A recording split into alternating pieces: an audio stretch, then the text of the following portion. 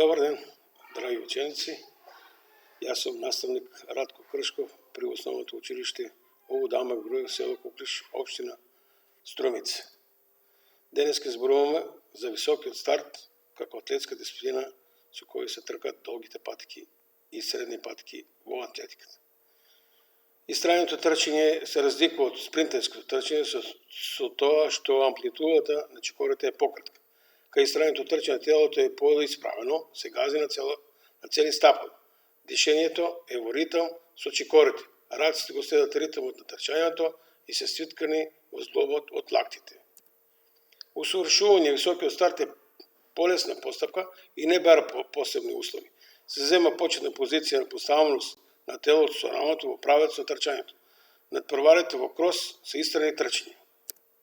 При изведувањето на овој технички елемент, учениците треба да добијат две команди за старт на своите места и старт или истрел од пиштол на атлетските надпревари. На првата наравна на место ученикот застанува за стартната линија, од скочната нога ја поставува за стартната линија, додека за мамната нога се поставува едно-две стапала зад замамната нога.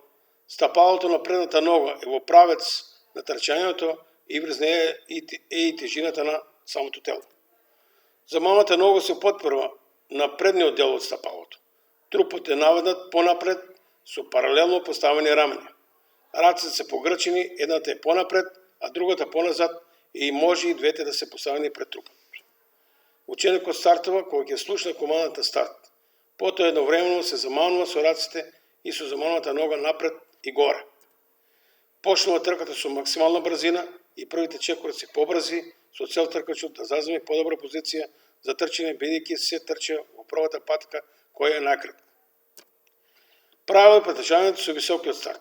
При стартувањето не е дозволено допирање на стартната линија. Стартот на трката го води стартот кој проверува дали при стартот е допира стартната линија. Трката се прекинува ако некој од разбравачите ја започне трката пред истрелот или одвие рака или нога, или ако некој им пречи на другите учесници во трката. Надпреварувачот има право на една грешка, при што се добива само опомена. На втората грешка се дисвалификува.